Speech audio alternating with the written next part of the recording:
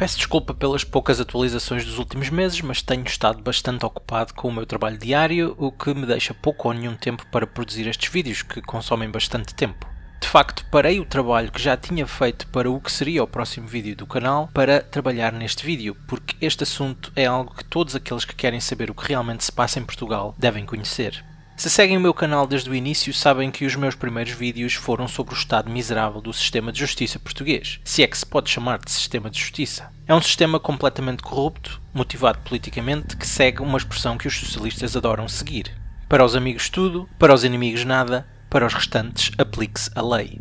Como as leis em Portugal são criadas essencialmente pelos socialistas, porque são os socialistas que estão no poder por muitos mais anos que qualquer outro partido, basicamente as leis só são aplicadas se o Partido Socialista assim o quiser.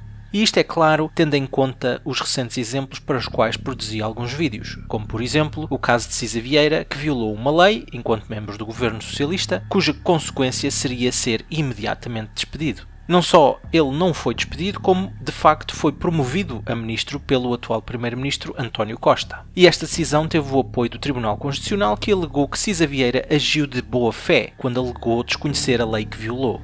Posso garantir a 100% que se não forem amigos pessoais do primeiro-ministro português, como é o caso de Cisa Vieira, e alegarem que desconhecem a lei que acabaram de violar, não terão qualquer benevolência do Tribunal Constitucional ou qualquer outro tribunal em Portugal. Outro exemplo veio do próprio primeiro-ministro António Costa, que publicamente disse que não iria cumprir as leis do país no que dizia respeito aos negócios ilegais que familiares do governo socialista faziam com o Estado português. De resto, este foi o momento que para mim decidiu que Portugal é de facto uma ditadura. Só numa ditadura é que quem está no poder não segue as leis do país e gaba-se disso em público sem sofrer qualquer consequência por isso. Mas é assim que os socialistas trabalham desde sempre, e há muitos mais exemplos do comportamento socialista que se encaixa perfeitamente na expressão que mencionei no início do vídeo. Um que parece estar esquecido e é raramente mencionado diz respeito ao que aconteceu a Rui Mateus. Rui Mateus ousou expor no seu livro, de título Contos Proibidos, as memórias de um PS desconhecido, aquilo que o Partido Socialista Português é na realidade. Uma organização que se assemelha a uma máfia e que tudo faz para obter aquilo que quer. O livro de Rui Mateus foi removido de circulação depois de todos os exemplares terem sido aparentemente comprados pela Fundação Mário Soares, uma fundação que foi e provavelmente ainda é financiada a 100% pelo Estado português e portanto por todos os contribuintes e criada pelo fundador do Partido Socialista Português, Mário Soares.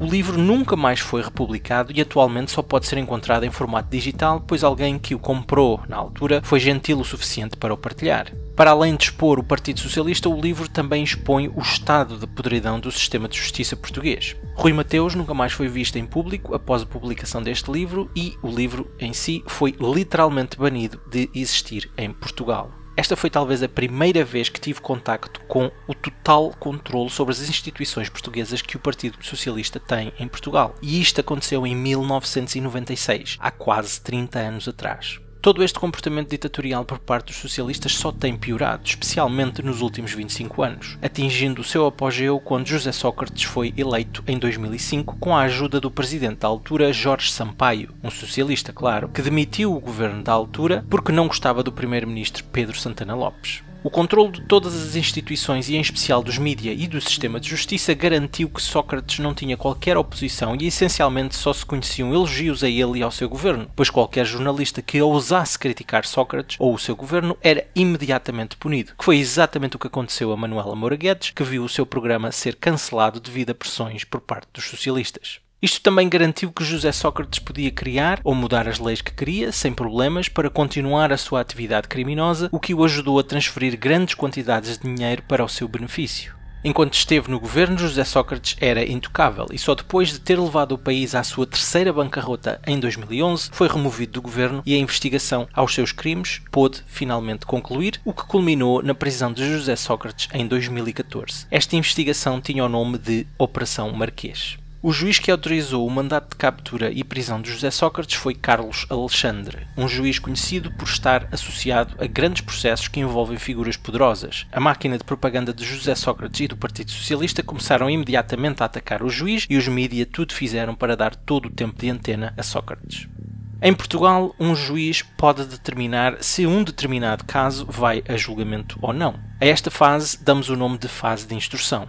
e o juiz responsável por esta fase pode chamar testemunhas, verificar o conteúdo da acusação recolhido durante a investigação e determinar que crimes devem ir ou não a julgamento. É nesta fase que os acusados terão a confirmação ou não se vão a julgamento. E isto foi exatamente o que a defesa de José Sócrates pediu, que o caso fosse para instrução para decidir se há julgamento sequer. A seleção do juiz que iria ser responsável pela fase de instrução foi hilariante, porque foi dito que essa seleção seria aleatória e feita através de um programa de computador. Para além disso, apenas 2 juízes fariam parte da seleção, o próprio Carlos Alexandre e um juiz chamado Ivo Rosa. Supostamente este programa de computador teria em consideração os casos que cada juiz tem em mãos e atribuiria a instrução a um juiz com base nesse critério. Mas claro que ninguém teve acesso a este programa para verificar estas alegações. Mas por que foi este processo de seleção hilariante? Porque quando chegou à altura de fazer a escolha, o programa deu erro 4 vezes seguidas, sem razão aparente. E quando finalmente não deu erro, o juiz escolhido foi Ivo Rosa, para grande alegria da defesa de Sócrates e do próprio Sócrates, pois era Ivo Rosa que queriam para a instrução.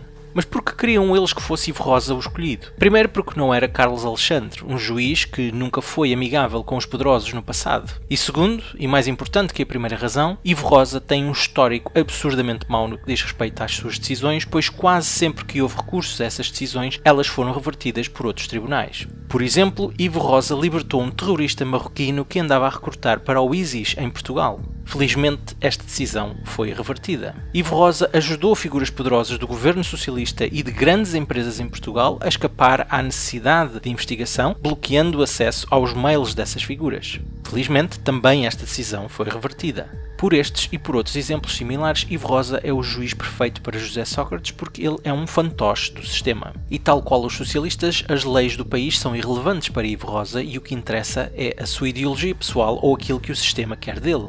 E foi exatamente isso que aconteceu no dia 9 de abril de 2021. Ivo Rosa decidiu remover do processo contra José Sócrates todos os crimes de corrupção e Sócrates só vai a julgamento por crimes menores. De 31 crimes, apenas 6 crimes restaram.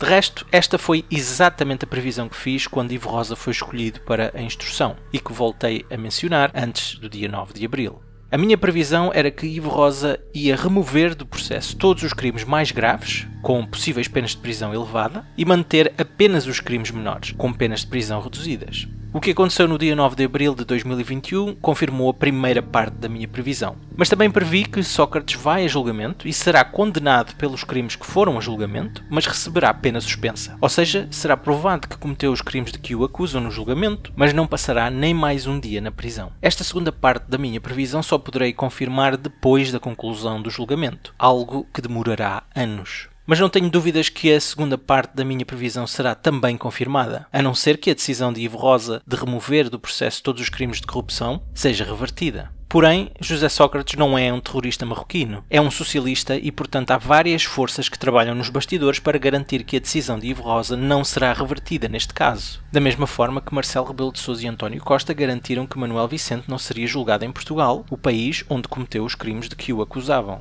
Existe uma petição pública para pedir que Ivo Rosa seja removido da posição que ocupa, dado o seu horrível histórico de decisões que põe em causa literalmente a vida dos cidadãos portugueses, especialmente quando liberta um terrorista marroquino para as ruas, e que também inclui a decisão recente de essencialmente ilibar Sócrates de corrupção.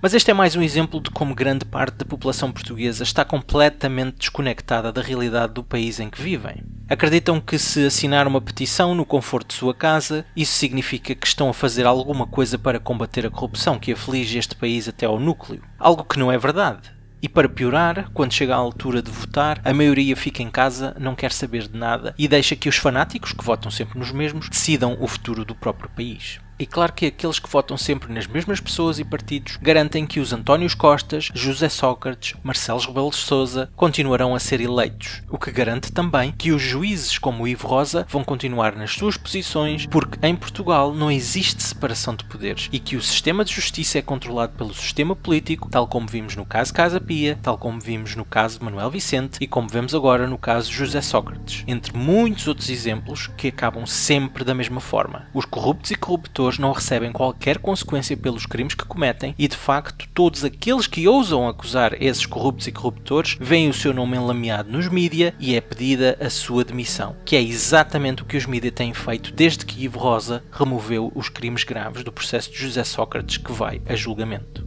O sistema de justiça em Portugal não existe, e tal como outras instituições em Portugal, existe apenas para fazer parecer que existe justiça. Mas o que acontece na realidade é o que a expressão que mencionei no início do vídeo representa, ou seja, consequências só para os outros, mas nunca para os socialistas, para os amigos dos socialistas ou para os familiares dos socialistas. É a corrupção completa de um sistema que deveria ser cego e ignorar quem está a ser acusado e apenas fazer cumprir as leis do país. Mas nada disto é novo e tenho produzido vídeos para casos similares desde a incepção deste canal, recuando vários anos na história deste país para mostrar quão corrupto este sistema é e que só está a ficar pior a cada dia que passa. E os culpados são os próprios portugueses. Uma grande maioria não quer saber da realidade do seu país e apenas assina petições para descargo de consciência, mas faz absolutamente nada para impedir a contínua podridão que a esquerda e a extrema-esquerda infligem a este país. E quando o próprio povo de um país faz nada pela mudança do mesmo, ou são estúpidos demais para o fazer, ou realmente não querem mudança. Espero que tenham gostado e até à próxima.